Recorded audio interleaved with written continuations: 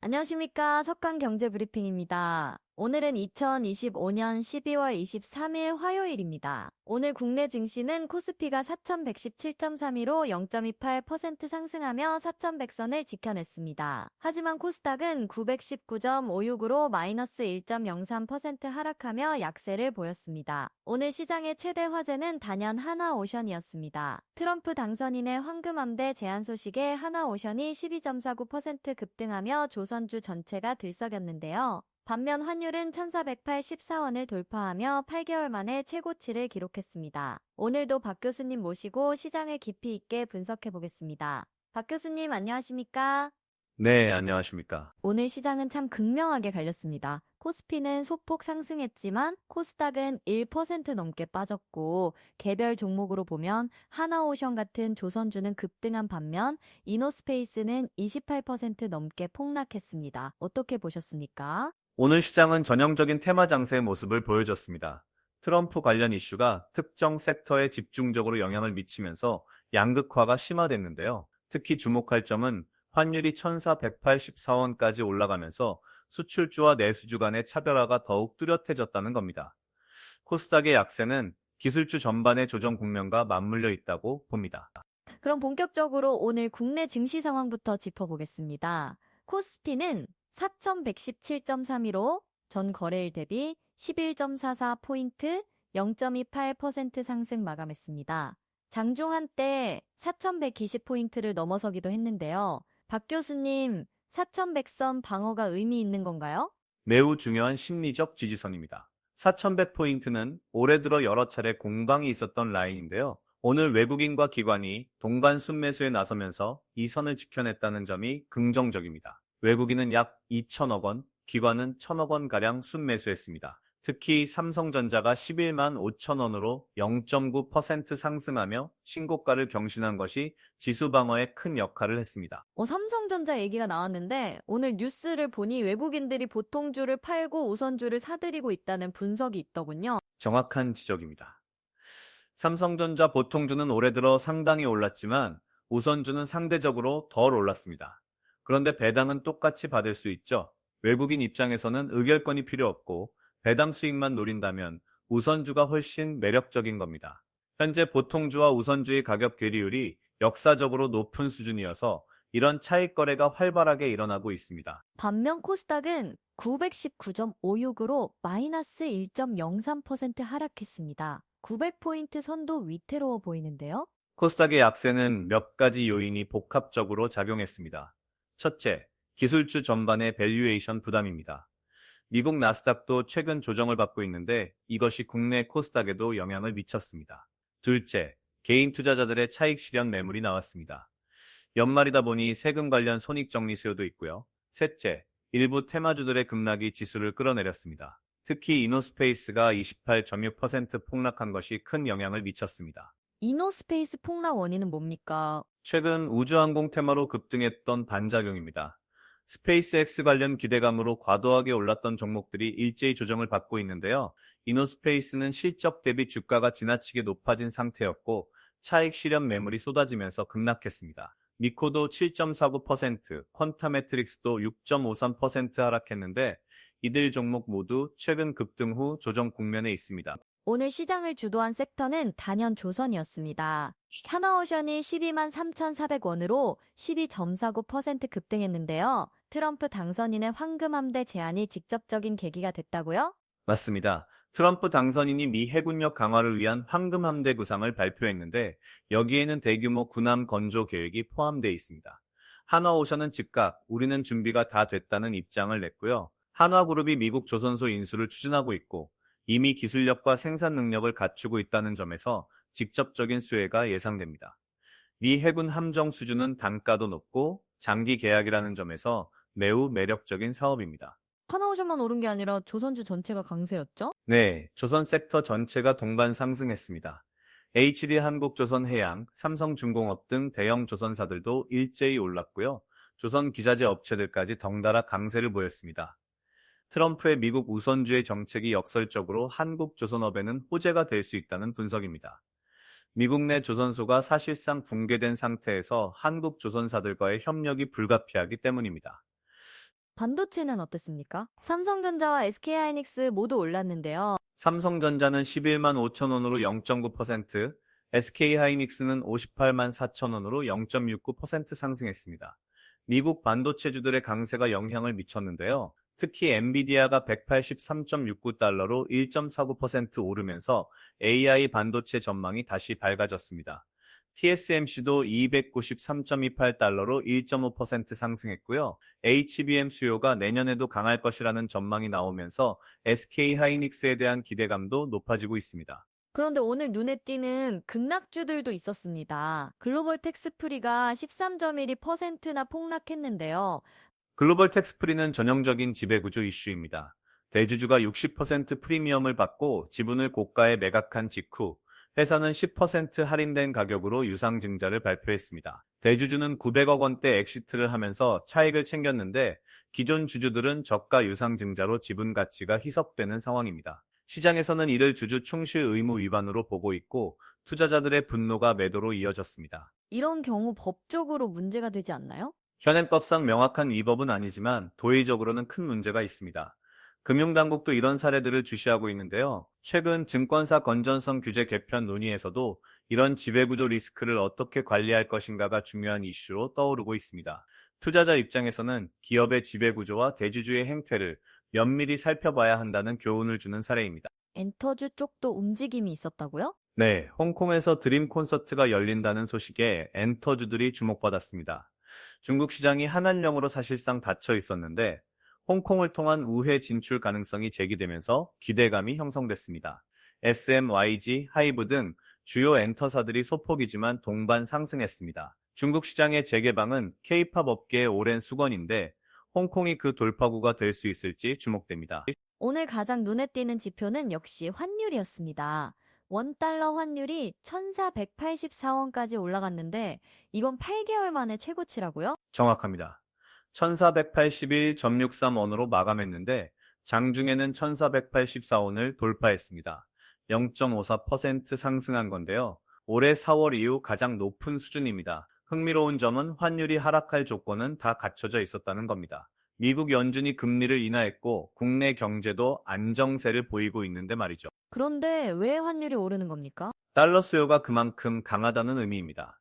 몇 가지 요인이 있는데요. 첫째, 연말 배당 시즌을 앞두고 외국인 투자자들의 달러 송금 수요가 증가하고 있습니다. 둘째, 기업들의 수입 대금 결제가 집중되는 시기입니다. 셋째, 트럼프 재집권을 앞두고 달러 강세 전망이 여전히 우세합니다. 트럼프의 관세 정책과 재정 확대 기조가 달러 수요를 떠받치고 있습니다. 환율 상승이 우리 경제에는 어떤 영향을 미칩니까? 양면성이 있습니다. 수출기업 입장에서는 호재입니다. 환율이 오르면 달러로 받은 수출 대금을 원화로 환전할 때 더 많은 원화를 받게 되니까요. 실제로 오늘 자동차, 조선, 반도체 같은 수출주들이 강세를 보인 것도 환율 효과가 있습니다. 반면 수입 물가는 오릅니다. 원자재, 에너지 가격이 비싸지면서 결국 소비자 물가에도 영향을 미치게 됩니다. 특히 서민 경제에는 부담이 됩니다. 환율이 앞으로 더 오를 가능성이 있습니까? 단기적으로는 1,500원 돌파 가능성도 배제할 수 없습니다. 정책 불확실성이 커지고 있고요.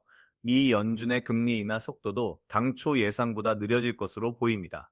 연준이 내년에 2차례 정도만 금리를 내릴 것이라는 전망이 우세한데 이는 달러 강세를 지속시키는 요인입니다.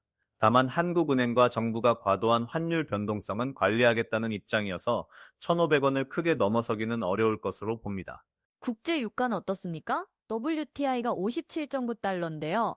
WTI 원유는 57.9달러로 0.19% 소폭 하락했습니다. 60달러 아래에서 등락을 거듭하고 있는데요. 글로벌 경기 둔화 우려와 오펙 플러스의 감산 연장이 맞물리면서 방향성을 찾지 못하고 있습니다. 중국 경제의 회복 속도가 예상보다 느리다는 점도 유가 상승을 제약하는 요인입니다. 내년 상반기까지는 50달러에서 60달러 사이의 박스권을 유지할 가능성이 높습니다. 금값은 또 사상 최고치를 경신했다고요? 네, 금값이 정말 무섭습니다. 온스당 4,510, 6.2달러로 1.61% 상승하며 또다시 최고치를 갈아치웠습니다. 올해 들어 금값은 30% 가까이 올랐는데요. 지정학적 리스크, 중앙은행들의 금 매입, 인플레이션 해지 수요가 복합적으로 작용하고 있습니다. 특히 중국인민은행을 비롯한 신흥국 중앙은행들이 외환 보유액의 달러 비중을 줄이고 금 보유를 늘리고 있는 것이 금값을 떠받치고 있습니다. 투자자들 사이에서 그때라도 사둘 걸 하는 후회가 많다고요. 맞습니다. 작년 이맘때만 해도 금값이 2,000달러 초반이었거든요. 그때 비싸다고 망설였던 분들이 지금 더 후회하고 계십니다. 금 투자의 교훈은 타이밍을 재지 말고 장기적 관점에서 접근하라는 겁니다. 금은 포트폴리오의 안전판 역할을 하는 자산이기 때문에 가격이 오르든 내리든 일정 비중을 유지하는 것이 중요합니다. 전문가들은 포트폴리오의 5에서 10% 정도를 금으로 보유할 것을 권장합니다. 미국 증시 상황을 보겠습니다. 어제 뉴욕 증시는 전반적으로 상승 마감했습니다. S&P 500 지수가 6,878.49로 0.64%, 나스닥이 23,428.83으로 0.52%, 다우는 48,362.68로 0.47% 각각 올랐는데요. 미국 증시는 연말 랠리를 이어가고 있습니다. 특히 S&P 500이 6,800포인트를 넘어서면서 올해 최고치에 근접하고 있는데요. 연준의 금리 인하에도 불구하고 경제가 견조한 흐름을 유지하고 있다는 점이 긍정적으로 작용하고 있습니다. 소위 골디락스 시나리오, 즉 경기는 좋은데 인플레이션은 잡혀가는 이상적인 상황이 연출되고 있습니다. VIX 지수는 어떻습니까? 공포지수로 불리는 VIX는 14.08로 5.57% 하락했습니다. 14포인트 수준은 시장이 매우 안정적이라는 신호입니다. 보통 20을 넘으면 불안하다고 보는데 지금은 그 절반 수준이니까요. 투자자들이 단기적인 변동성을 크게 우려하지 않는다는 의미입니다. 다만 이렇게 낮은 변동성이 오래 지속되면 오히려 그게 위험 신호가 될 수도 있습니다. 시장이 너무 안심하고 있을 때 예상치 못한 충격이 올 수 있거든요. 개별 종목으로 들어가 보면 엔비디아가 강했고요. 엔비디아가 183.69달러로 1.49% 상승했습니다. 최근 조정을 받았던 엔비디아가 다시 반등에 성공한 건데요. AI 칩 수요가 내년에도 폭발적으로 증가할 것이라는 전망이 나오면서 매수세가 유입됐습니다. 특히 오픈 AI의 새로운 모델 출시 소식과 구글의 제미나이 업그레이드 발표가 AI 칩 수요를 자극했습니다. 엔비디아의 목표 주가를 상향하는 증권사들도 늘고 있습니다. 테슬라도 올랐네요. 테슬라는 488.73달러로 1.56% 상승했습니다. 일론 머스크가 트럼프 행정부에서 정부 효율부를 이끌게 되면서 테슬라에도 긍정적인 영향이 있을 것이라는 기대감이 작용하고 있습니다. 특히 자율주행 규제 완화와 전기차 보조금 정책에서 테슬라가 유리한 위치를 점할 수 있다는 분석입니다. 다만 480달러 수준은 역사적으로도 높은 밸류에이션이어서 차익 실현 압력도 상존하고 있습니다. 애플은 하락했고요. 애플은 270.97달러로 0.99% 하락했습니다. 중국 시장에서의 판매 부진 우려가 계속되고 있고요. 화웨이의 반격으로 중국 내 시장 점유율이 하락하고 있다는 보도가 나오면서 투자 심리가 악화됐습니다. 또한 아이폰 16 시리즈의 판매가 예상보다 부진하다는 공급망 소식도 악재로 작용했습니다. 애플은 이제 성장주라기보다는 안정적인 배당주로 봐야 한다는 시각도 나오고 있습니다. 미국 국채 수익률은 어떻습니까? 10년물 국채 수익률이 4.17%로 0.43% 상승했습니다. 연준이 금리를 내렸는데도 장기 금리는 오히려 오르는 역설적인 상황입니다. 이는 시장이 장기적인 인플레이션 압력을 여전히 우려하고 있다는 의미입니다. 트럼프의 재정 확대 공약, 관세 정책 등이 인플레이션을 자극할 수 있다는 우려가 반영되고 있습니다. 장기 금리 상승은 주식시장의 밸류에이션에 부담을 주는 요인이어서 주의가 필요합니다. 오늘 여러 흥미로운 이슈들이 있었는데요. 먼저 ETF 관련 얘기부터 해보겠습니다. 내 ETF는 수익률이 왜 이러죠? 하는 투자자들의 불만이 많다고요? 매우 중요한 이슈입니다. ETF 투자자들이 흔히 겪는 문제인데요. 지수는 올랐는데 내 ETF 수익률은 그에 못 미치는 경우가 있습니다. 여기에는 여러 이유가 있는데 가장 큰 것이 스와프 비용입니다. 합성 ETF의 경우 실제 주식을 사지 않고 스와프 계약을 통해 지수 수익률을 추정하는데 이 과정에서 비용이 발생합니다. 또한 총보수 외에도 숨겨진 비용들이 있습니다. 스와프 비용이 뭔가요? 스와프는 일종의 교환 계약입니다. ETF 운용사가 투자은행과 계약을 맺어서 투자은행이 지수 수익률을 보장해주는 대신 수수료를 받는 구조입니다. 이 수수료가 스와프 비용인데요. 공시된 총보수에는 포함되지 않지만 실제로는 수익률을 갉아먹습니다. 투자자 입장에서는 이런 숨은 비용까지 고려해서 ETF를 선택해야 합니다. 가능하면 실물 복제 방식의 ETF가 더 투명합니다.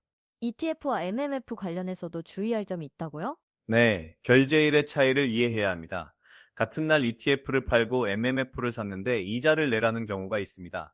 ETF는 T 플러스 2, 즉 거래일로부터 이틀 후에 결제가 되고 MMF는 T 플러스 1, 하루 후에 결제됩니다. 그래서 같은 날 거래했어도 MMF 매수 대금이 먼저 빠져나가면서 한시적으로 마이너스 통장이 되는 겁니다. 이럴 때 단기 대출 이자가 발생할 수 있으니 금융상품별 결제일을 정확히 알고 자금 계획을 세워야 합니다. 미코의 M&A 소식도 있었는데요. 미코가 M&A 큰손으로 부상하고 있습니다. 이번에는 권성훈 교수가 만든 바이오벤처 퀀타매트릭스에 투자를 결정했는데요. 미코는 최근 몇 년간 공격적인 M&A 전략을 펼치고 있습니다. 바이오, 헬스케어 분야의 유망 기업들을 발굴해서 인수하거나 지분 투자를 하는 방식인데요. 퀀타매트릭스는 암 진단 기술을 보유한 회사로 미코의 포트폴리오를 강화하는 데 도움이 될 것으로 보입니다. 근데 오늘 미코 주가는 오히려 떨어졌는데요. 7.49% 하락했습니다. 이는 단기적인 차익 실현 매물 때문인데요. 미코가 최근 우주항공 테마로 급등했던 터라 조정을 받는 과정입니다. M&A 소식 자체는 중장기적으로 긍정적이지만 단기적으로는 투자 자금 부담에 대한 우려도 있습니다. 또한 컨타메트릭스도 6.53% 하락했는데 이는 바이오 섹터 전반의 약세와 맞물려 있습니다. PF 업계 F&B 딜 소식도 있었습니다. K푸드 M&A가 인기를 끌고 있습니다. 사모펀드 업계가 식음료 기업들에 잇따라 러브콜을 보내고 있는데요. 식음료 산업은 경기 방어적 특성이 있고 브랜드 가치가 명확하며 현금 흐름이 안정적이라는 장점이 있습니다. 특히 K푸드의 글로벌 인기가 높아지면서 해외 진출 가능성도 커지고 있어 투자 매력이 증가하고 있습니다. 대표적으로 풀무원, 오뚜기, 농심 같은 기업들이 PEF들의 관심을 받고 있습니다. 증권사 건전성 규제가 바뀐다는 소식도 있었는데요. 중요한 변화입니다. 금융당국이 증권사 건전성 규제를 전면 개편하기로 했습니다. 핵심은 부동산 PF 익스포저를 줄이고 대신 모험 자본 투자를 확대하도록 유도하는 겁니다. 그동안 증권사들이 부동산 PF에 과도하게 자금을 투입하면서 리스크가 커졌는데요. 이제는 스타트업, 벤처기업 같은 혁신 기업에 투자하는 것을 장려하는 방향으로 규제가 바뀝니다. 건전성 비율 계산 방식도 개선돼서 모험 자본 투자에 대해서는 리스크 가중치를 낮춰주는 방안이 검토되고 있습니다. 키움증권의 텔레그램 서비스 중단 소식도 있었습니다. 금융감독원의 칼날이 무섭습니다. 키움증권이 미국 주식 정보를 제공하던 텔레그램 채널을 중단했는데요. 금감원이 이를 불법 투자 자문으로 판단한 겁니다. 서학개미들이 정보를 얻던 중요한 창구가 하나 닫힌 셈인데요. 문제는 텔레그램을 통한 정보 제공이 투자 자문업 등록 없이 이루어졌다는 점입니다. 금감원은 앞으로 이런 불법 투자 자문 행위에 대해 강력히 단속하겠다는 입장입니다. 투자자 입장에서는 정보 접근성이 떨어지는 거 아닙니까? 그런 측면이 있습니다. 하지만 금감원 입장에서는 투자자 보호가 더 중요하다는 겁니다. 검증되지 않은 정보가 무분별하게 유통되면서 투자자들이 손실을 보는 사례가 많았거든요. 앞으로는 정식으로 등록된 투자자문사나 증권사의 공식 리포트를 통해 정보를 얻어야 합니다. 투자자들도 텔레그램, 유튜브 같은 비공식 채널의 정보는 걸러서 들을 필요가 있습니다. 스페이스X 상장 관련 소식도 흥미롭던데요. 스페이스X가 상장하면 최대 수혜는 증권사가 될 것이라는 분석입니다. 스페이스X의 기업 가치가 이미 200억 달러, 우리 돈으로 약 20조 원을 넘어섰는데요. 만약 상장한다면 역대급 IPO가 될 겁니다. 초기 투자자들은 10배 이상의 차익을 볼 것으로 예상되고요. 이 과정에서 주관사로 참여하는 증권사들이 막대한 수수료 수익을 올릴 수 있습니다. 국내 증권사 중에서는 미국 시장에 진출해 있는 대형사들이 관심을 갖고 있습니다. 틱톡 관련 소식도 있었죠? 오라클이 틱톡을 품을 가능성이 제기되면서 목표가 상향이 잇따르고 있습니다. 미국 정부가 틱톡의 매각을 압박하고 있는데 오라클이 유력한 인수 후보로 거론되고 있습니다. 오라클은 이미 틱톡의 클라우드 서비스를 제공하고 있어 시너지가 크고요. 만약 인수에 성공한다면 오라클의 사업 영역이 크게 확장될 것입니다. 월가 애널리스트들이 앞다투어 목표 주가를 올리고 있는데 200달러까지 제시하는 곳도 있습니다. 암호화폐 시장을 보겠습니다. 비트코인이 87,467달러로 마이너스 1.16% 하락했는데요. 비트코인이 9만 달러 돌파에 실패하고 조정을 받고 있습니다. 8만 7천 달러 수준에서 등락하고 있는데요. 최근 급등에 따른 차익 실현 매물이 나오고 있습니다. 다만 장기적인 상승 추세는 여전히 유효하다고 봅니다. 기관 투자자들의 비트코인 ETF 매수가 계속되고 있고 트럼프 당선인이 암호화폐 친화적인 정책을 예고하고 있어 내년 전망은 밝습니다. 9만 달러 돌파가 어려운 이유는 뭡니까? 심리적 저항선이 강하기 때문입니다. 이런 라운드 넘버에서는 항상 차익 실현 압력이 강합니다. 또한 연말이다 보니 기관들의 포트폴리오 리밸런싱도 영향을 미치고 있습니다. 알트코인 시장은 어떻습니까? 알트코인들은 비트코인보다 변동성이 더 큽니다. 이더리움, 리플, 솔라나 같은 주요 알트코인들도 일제히 조정을 받고 있는데요. 비트코인 도미넌스, 즉 비트코인의 시장 점유율이 높아지면서 자금이 비트코인으로 집중되는 현상이 나타나고 있습니다. 알트코인 투자자들은 당분간 인내심을 갖고 기다려야 할 것 같습니다. 비트코인이 안정을 찾고 나면 알트코인 시즌이 올 가능성이 있습니다. 연말 투자 전략과 관련해서 흥미로운 분석이 있었습니다. 코스피보다 코스닥이 유리하다는 건데요. 계절성 분석입니다. 통계적으로 연말에는 코스닥이 코스피를 아웃퍼폼하는 경향이 있습니다. 찬바람이 불면 코스닥이 잘 나간다는 속설이 있을 정도인데요. 실제로 지난 10년간 12월 수익률을 보면 코스닥이 코스피보다 높았던 해가 많습니다. 올해도 그런 패턴이 나타날 가능성이 있는데요. 다만 관건은 외국인과 기관의 참전 여부입니다.